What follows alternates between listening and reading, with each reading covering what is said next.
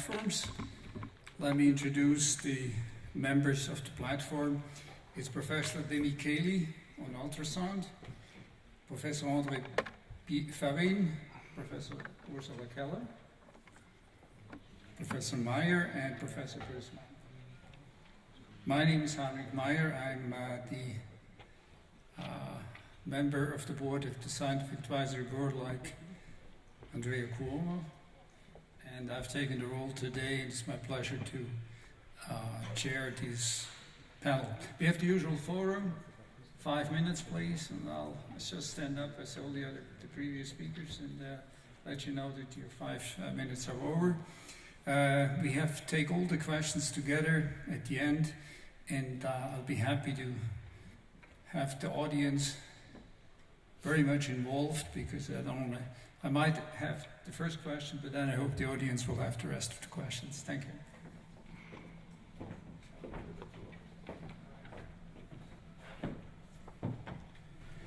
So good afternoon. I'm going to talk about the UltraSoundToGo. This is a collaboration done with colleagues like Luca Benini, Jan-Steve Muri, Joseph Sifakis, Lothar Thiele, and Jean-Philippe Tiran, basically from EPFL, ETHZ, and the SCHUV, that's the hospital in the canton.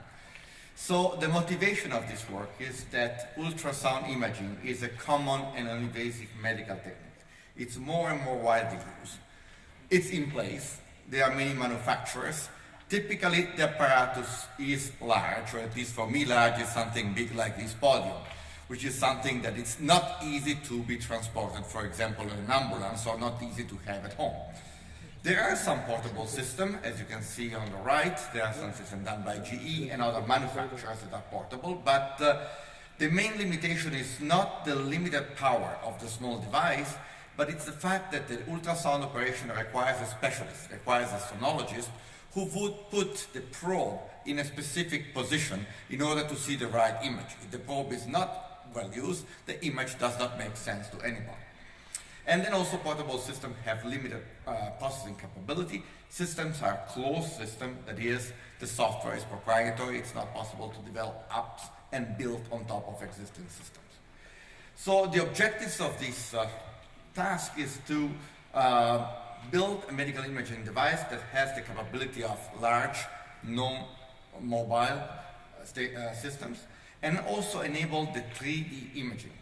By building 3D images and models of this, it is possible to capture images, possibly transmit them through telemedicine, and then having the sonologist on the receiving end, because it's possible to rotate the image and therefore understand the feature that the doctor is looking for. From an engineering standpoint, what we want to build is a parable, scalable ultrasound system that can be used at mobile points of care and also leverage programmable hardware and parable computation. This is multi-scale system engineering because it's an engineering that bridges the gap among sensing, processing, and visualization using a limited set of resources. So what are the grand challenges? Why is this science? Well, one issue is to be able to achieve energy scalable processing, storage, and on-chip communication. This is extremely important to achieve portability and to achieve a form factor so that the device can be used. And at the same time, what we want to do is to achieve probably correct algorithmic and software implementation.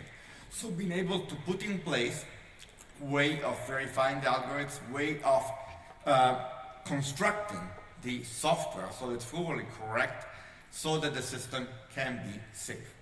Now, a way of visualizing our work is starting from ultrasound application that can be seen as a flow of MATLAB functions and mapping them onto parallel architectures that now we see them as using FPGA-based systems.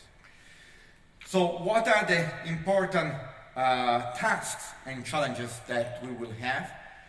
One is to be able to provide a safe and efficient flow that maps the abstract computational flow into programmable hardware and FPGAs, and possibly later on a many-core ASIC processor if this becomes available to us.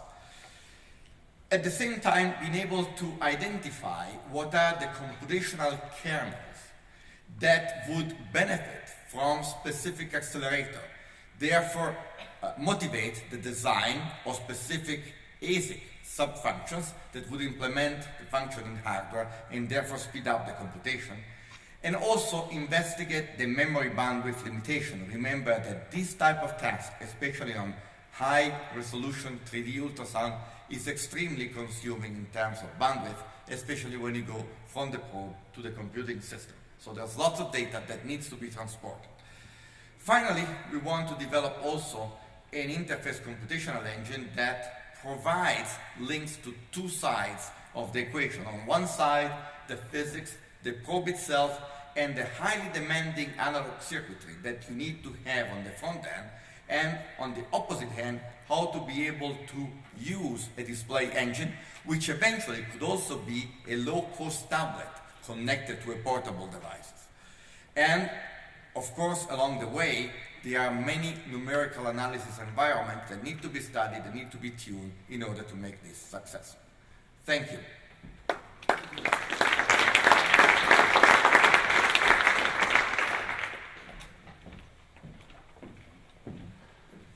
Okay, good afternoon, ladies and gentlemen. Let me present to you now the project BodyPoweredSenSE. BodyPoweredSenSE stands for body-powered sensors by scavenging energy. That means we will talk about scavenging energy also, but also from the Tera part. And you can see that people involved in the project are also physicians. That means Dr. Maria Kniazeva from Laboratoire de Recherche en Neuroimagerie from the CHUV in Lausanne, Gabi Wohlrab from the Kinderspital, Children Hospital in Zurich, and for the physician, and we have a lot of scientific people coming, or technician coming from either ETH Zurich, that means Professor Gutknecht from Native System Group in Zurich, Professor Thomas Gross from Laboratory of Software Technology, Professor Christopher Yerold, Micro Nano Systems Group, and also in ETH Zurich. And finally, for EPFL, Professor Atienza from Embedded System Laboratory, Danik Briand from Sensor Actuators Microsystem Laboratory, and as PI, I am representing here the Electronics and Signal Processing Laboratory. Okay, what are the project challenges for BodyPoweredSenSE? We would like to improve the healthcare through some smart, convenient, and wearable sensors. That means we would like to use advanced human energy harvesting towards a fit and forget the sensor, the energy harvesting system, with no recharge goal.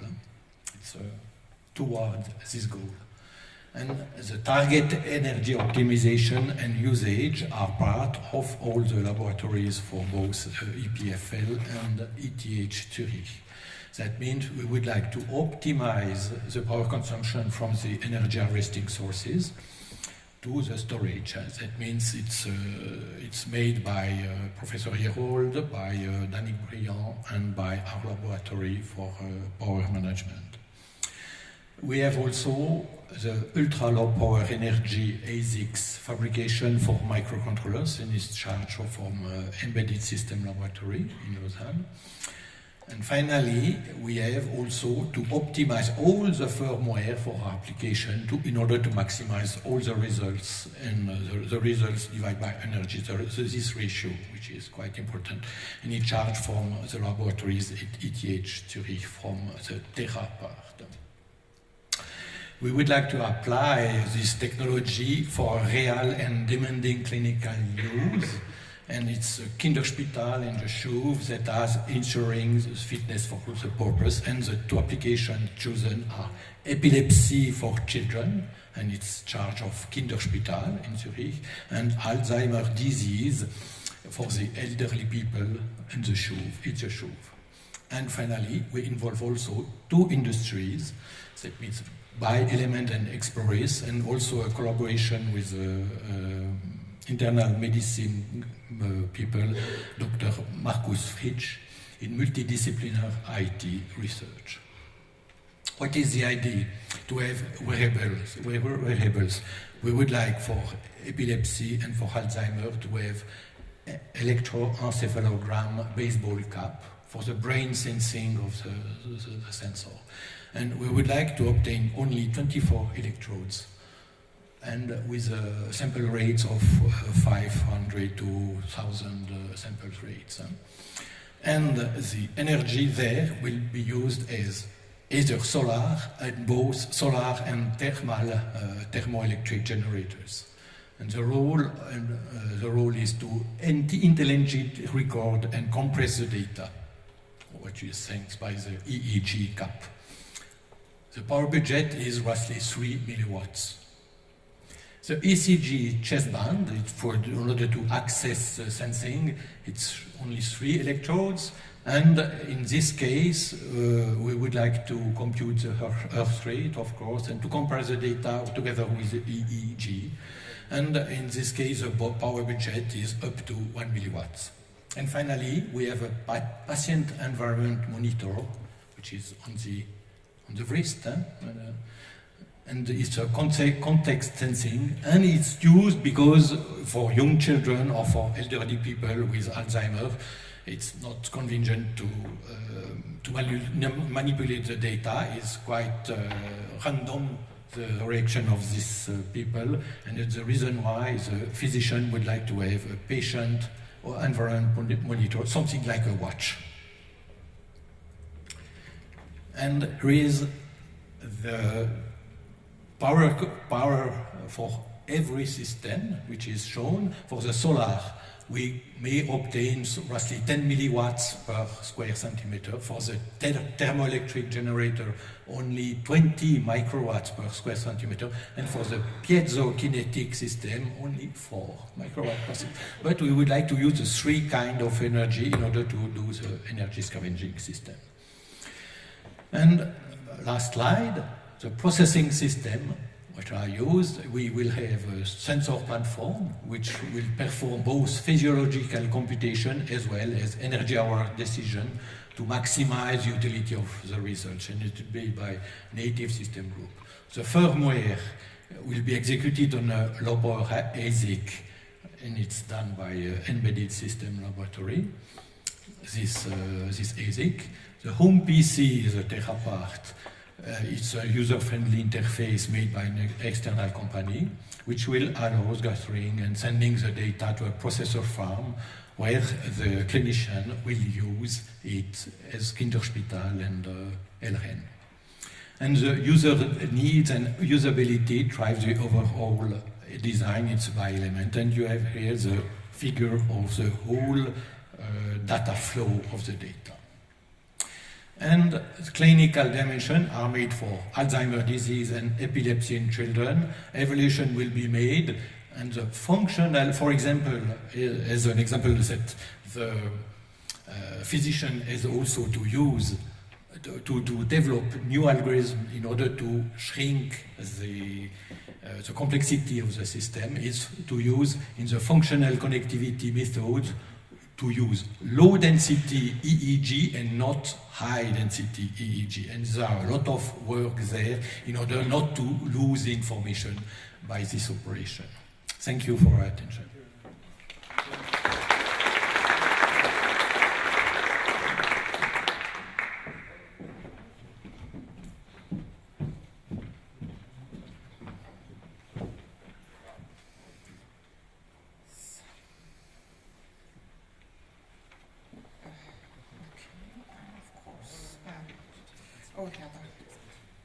I just connected to you. I'm of course a Macintosh user.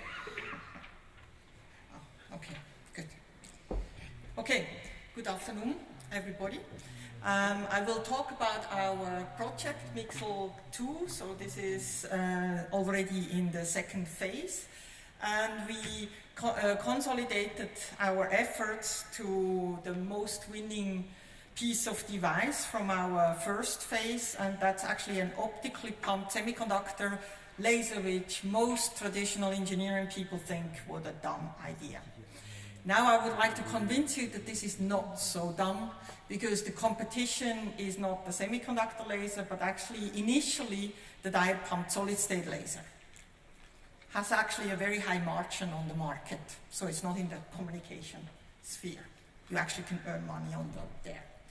So it's a collaboration between ETH Zurich and my group, then Thomas Südmeier at the University of Neuchâtel, and then the application people, Light Microscopy and Screening Center with Gabor Sisk, Morel from the Metas, and Deron Maas from ABB Switzerland.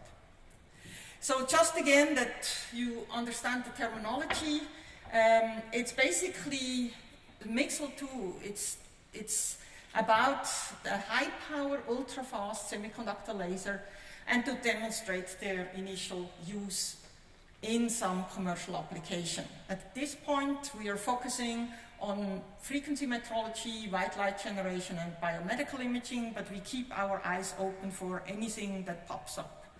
So initially, we started off with the cesium mode-locked VCSELs, optically pumped VCSELs, which is very similar in the configuration like the pumped solid-state laser. You have a gain element and the additional absorber element, but then when we move into a semiconductor gain element, then we can actually integrate everything in one wafer, and the whole thing becomes much more simple, something that you cannot so easily do with the pumped solid-state lasers.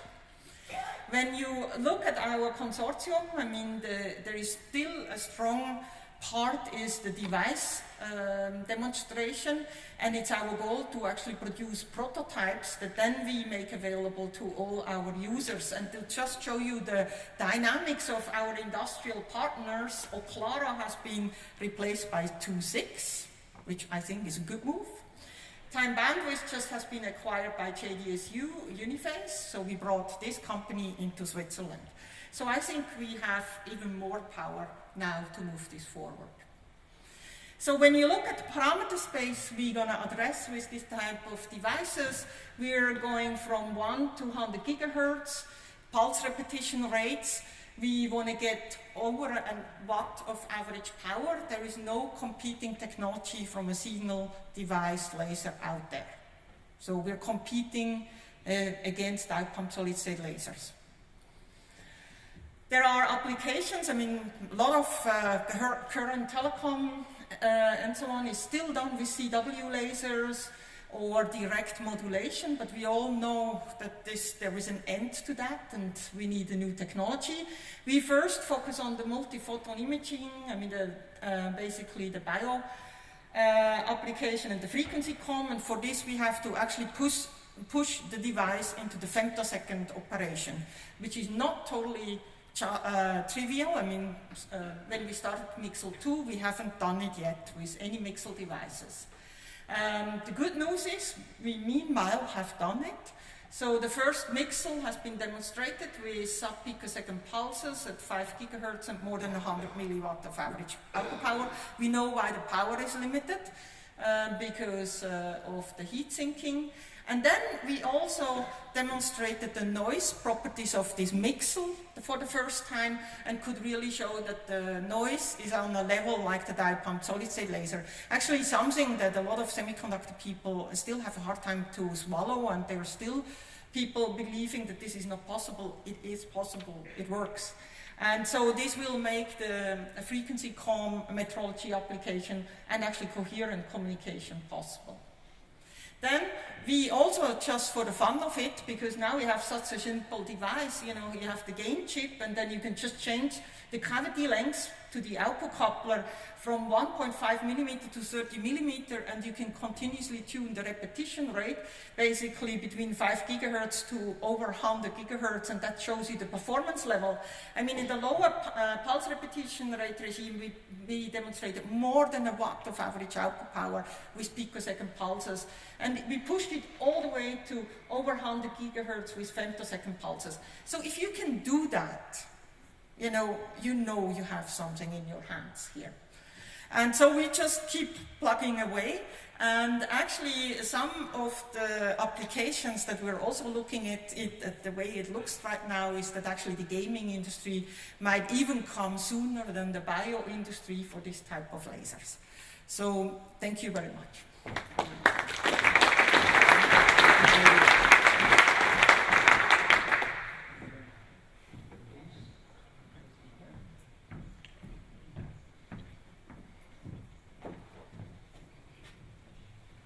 Okay, so good afternoon.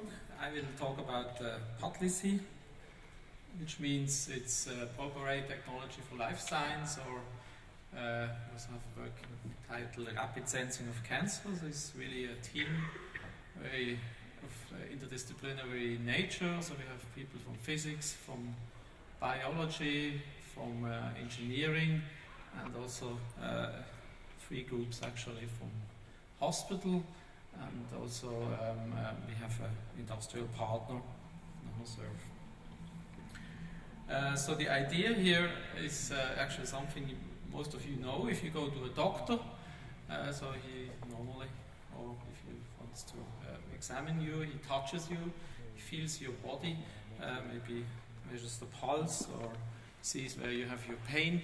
And so this is actually quite an interesting technique on a macrometer scale. It's of course very established for medicine, but actually the idea of this project is to transfer this to the nanometer scale. So instead of using your finger, you use a very fine needle of a force microscope and basically measure the mechanical properties of the cells, of the tissue, and get some information about the structure. And finally also, as you will see, about disease.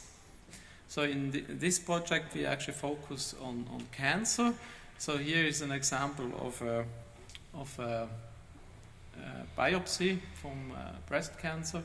And so what you basically do is you select a number of areas here, so typically 8 areas, and on each of these areas you have to do a lot of force curves. So you basically really touch the way you do it with the hand, and you feel how soft it is, so you measure the stiffness.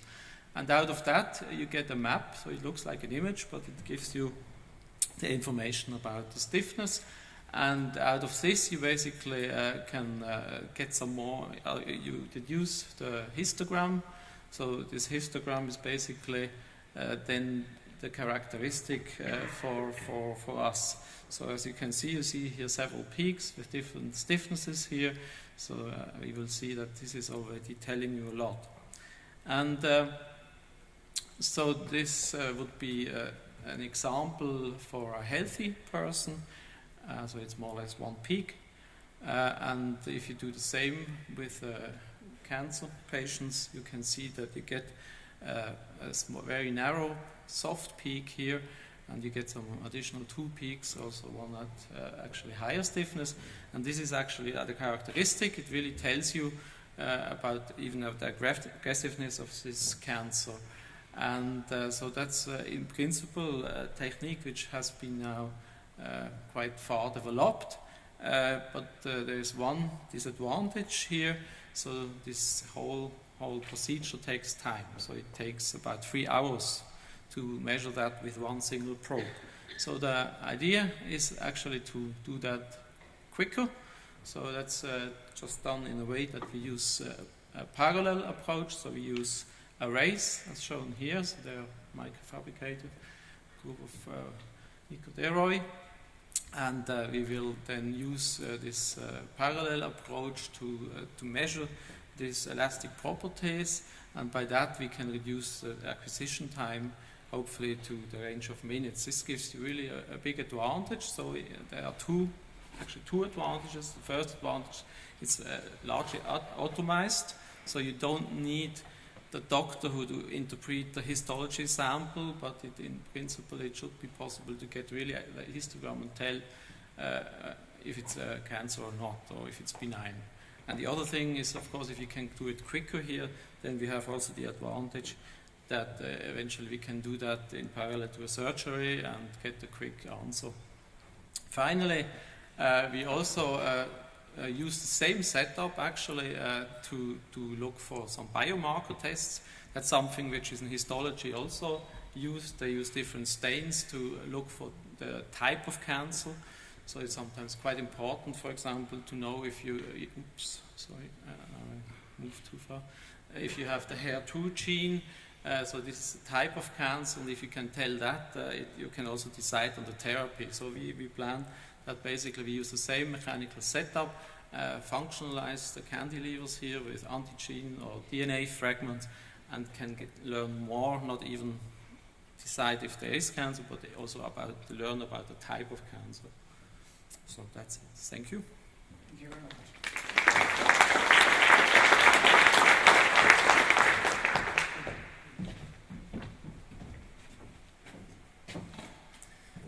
My name is Christoph Barmet. I'm giving this talk on behalf of Professor Klaus Prüssmann from the Institute for Biomedical Engineering of University and ETH Zurich. So this project is called Wearable Magnetic Resonance Imaging Detector and Sensor Array. This is a joint venture between 3 teams. It's the Institute for Biomedical Engineering and the Institute for Integrated Systems of ETH Zurich, so the Institute of Shu-Ting Wang and Thomas Burger, and third of the Institute for Electronics, also of ETH Zurich, and the institute being headed by Gerhard Tröster. MRI, magnetic resonance imaging, is nowadays an essential tool in medical diagnostics. Essentially, every hospital has an MR scanner and is often one of the first tests being done on patients. It's not just a clinical machine, but it's also often used in research, not just clinical research, but also neuroscience. People who do functional MRI are using MR systems actually to look into neurofunction.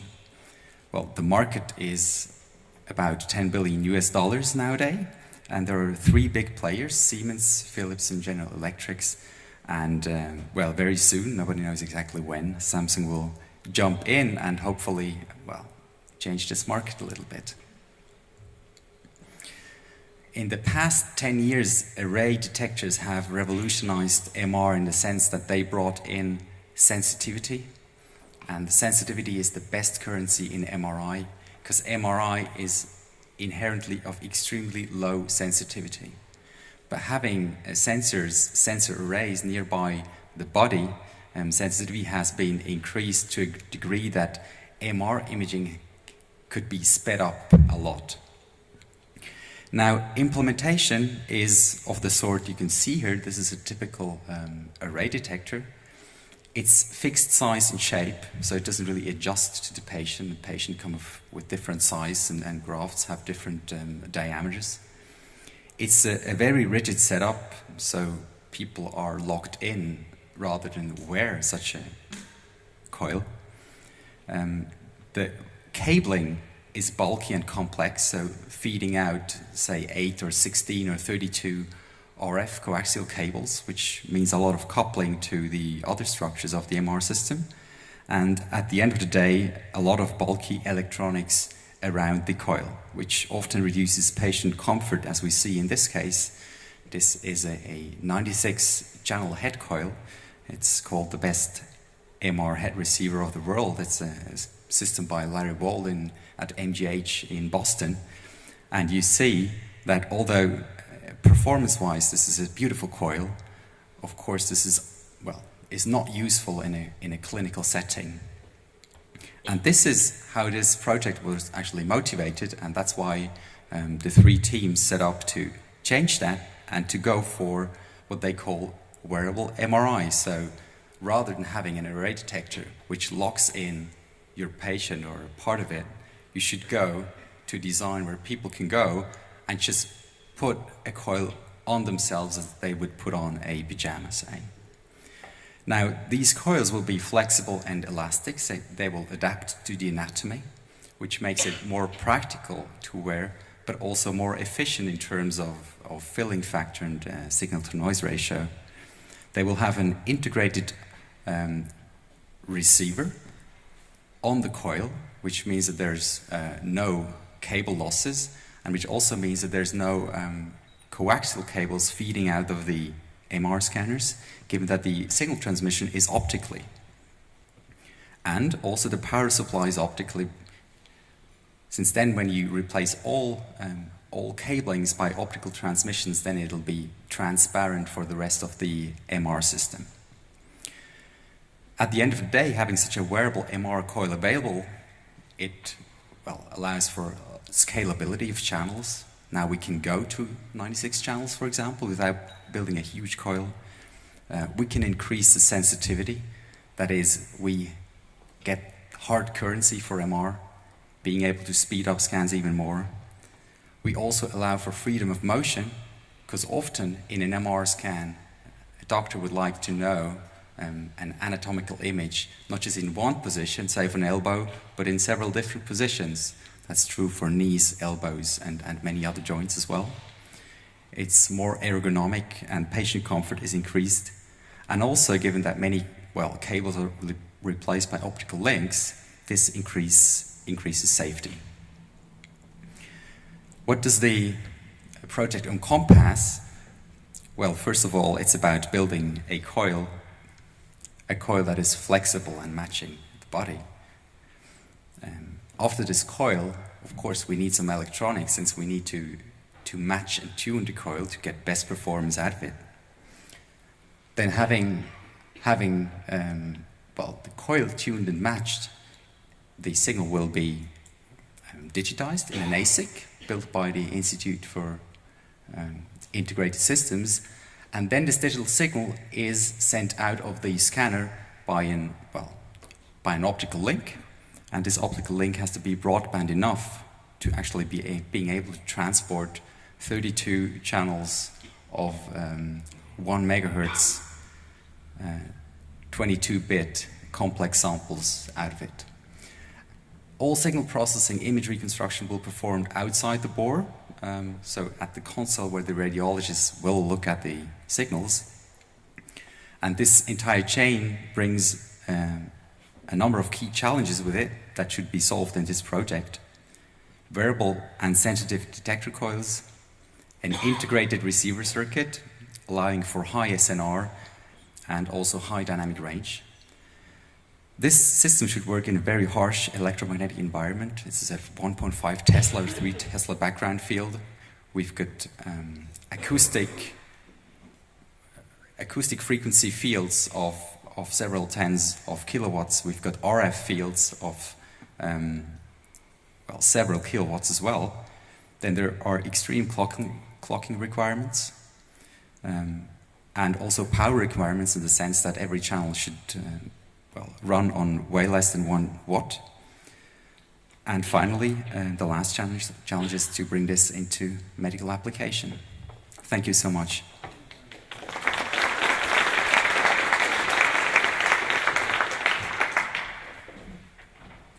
Well, thank you very much, the speakers, for the clear presentation and keeping time. The subject here, don't even try to do it, is to summarize it up in one big shell. But it appears to me that, let me just start with the technical question. I think this has to do with more than more, not more. It's the platforms we're talking about. Let me start with the ultrasonics, but the question goes to all the people that do these electronic platforms. We've spoken a lot about the hardware, software issues. Now, a little provocative question. This has been around for a long time, and did we make significant progress, or is it simply the fact that it's the details that matter to come at the end of the day? I think it's energy efficient signal processing. Is that correct? I think it's more complex than that. Clearly, the UltraSoundToGo, it's a Tera project, and where the parallel processing plays a major role. One of the major issues in this project is how to construct safe software by composing components that have provable properties. Again, people have been working on this domain for years, but I think still we have not to the point in which we have a mature technology to build up robust software system. So again, this is placed in, in the more Moore domain specifically, and there's a strong component on software. But there is, to add dimension to that, there is also a more transversal component, because in ultrasound you go from analog to digital to software, and making this path smooth, of course, again, means solving signal processing problem in a diversified environment. So I agree on that. Okay, thank you. Any other comments on that a little provocative, intentionally provocative statement? I also heard some numbers like with the energy harvesting of around 1 milliwatt. And that, if that's a very understandable limitation, the additional question would be how many, say, data operations can you do with these milliwatts that defines then the complexity of your algorithm? It depends also on the energy scavengers that you will use. If there will be some solar panels, it will be a little bit more. But if you are in favorable conditions, and if you are not in favorable conditions, for example, for solar cells, you will use the other systems. So that means giving 1 milliwatt. And in this case, it's possible to adapt also the software that you are using in order to compute your data coming from EEG. And for example, in order to compress more or less, to add cryptography in order to ensure privacy and such kind of things. And it's a combination between the nano and the software, the Tera part. And for the why, I was visiting for the first time the Kinderspital, and I was understanding why they need something like a zero power system, because they was having they have a room for a child with a bed, and the child is going on the bed, and they install all the electrodes, 128, and there are a lot of cables.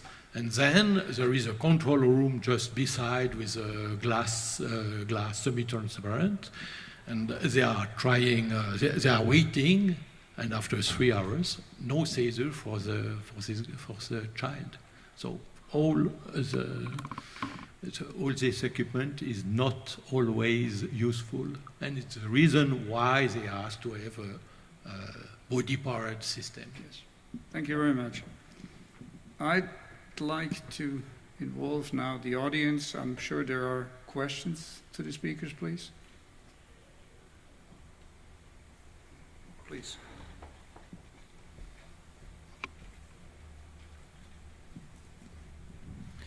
You can imagine that I'm interested to your way to scavenge the energy.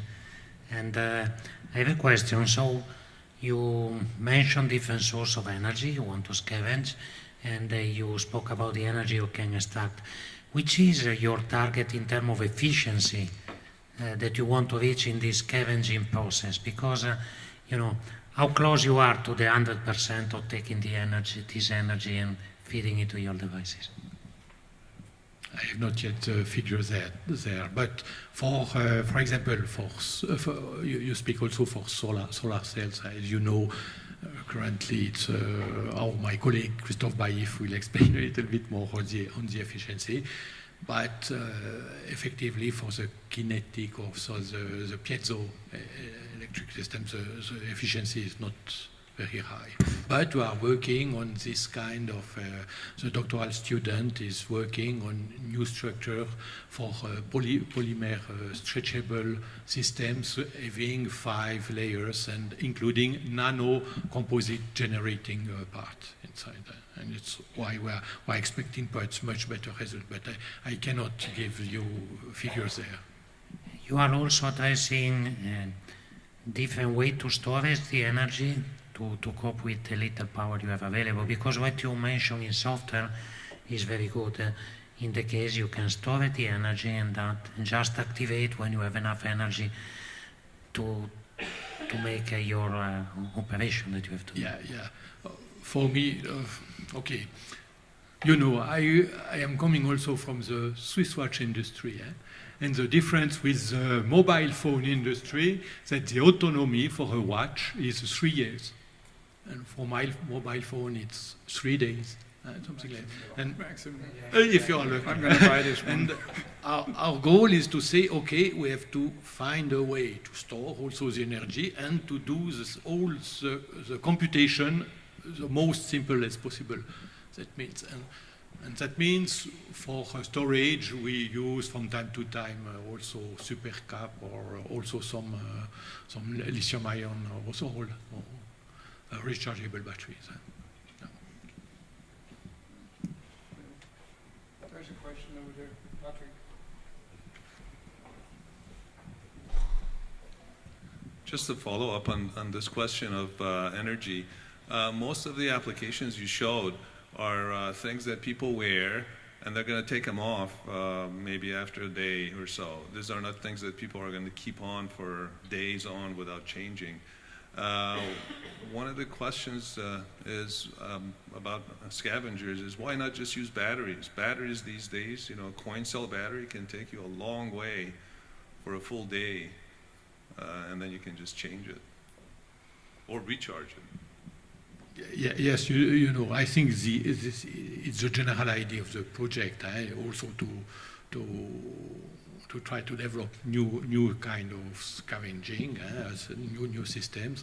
But what we think that very often with the Internet of Things, when you will have wearable systems, you will have hundreds of systems, and your batteries will always, one of or certain percentage of your system will have the battery end of life, at the end of life. So if you have a scavenging system, when you are using the system, and with a small rechargeable battery, according to them, it will be more favorable to use them, or to have less case where you can use your device.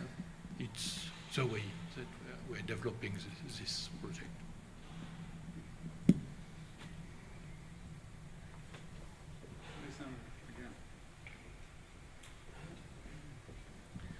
So I was impressed by the target with the MRI system, and really it's fantastic if you can achieve what you show. Do you think with this wearable system you will have the same precision that today we have with those giant machines that where we are forced to go inside to have an MRI? Yeah, absolutely. I mean, that's the goal. We actually do this to increase sensitivity even more. We want to go to more channels. We want to have coils with, say, 100 arrays with 100 coils.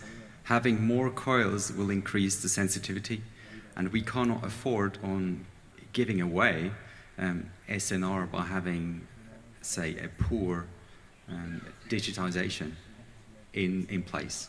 So the goal is to be as good as a conventional MR receiver outside the field would perform. Congratulations, impressive. Thank you very much. One or two last questions, because I want to stay in time, please. So I didn't fully understand. So in the MRI system, you still need to produce 1.5 Tesla or something like this. How easily can you do it? Will this make the overall system still rather complex and large? So we're not talking of an MR system without the main magnet. The main magnet will be present, as well as the gradient system, which is used to encode the images. Even an RF system will be present. What we are changing is actually the receive part of the MR system. So we'll change the arrays that are now kind of these fixed large arrays with arrays that are, well, flexible, wearable, and having an optical line towards the outside. So in terms of overall price, what's the potential? In terms of price reduction relative to the old system? Yeah. Well, you always want to increase the price, don't you? Okay, that's a good point. One last question. With Mira, I think the semiconductor industry would be happy to follow this rule. Appears to me it doesn't work. The question perhaps reaches beyond the panel, and that is what kind of regulatory hurdles you would have to overcome to commercialize almost all these platforms. It is a special certification and is a body here in Switzerland that is required for wearable MRI and other devices.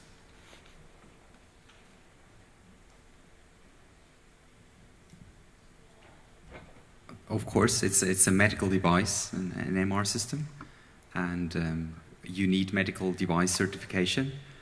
Although one needs to say that for coils, receive coils alone, this is a relative standard process nowadays, because MR manufacturers have many different suppliers of MR coils, and they have standard tests, which means that only the coil itself needs to be approved and not the entire MR system again and again if you just change the coil.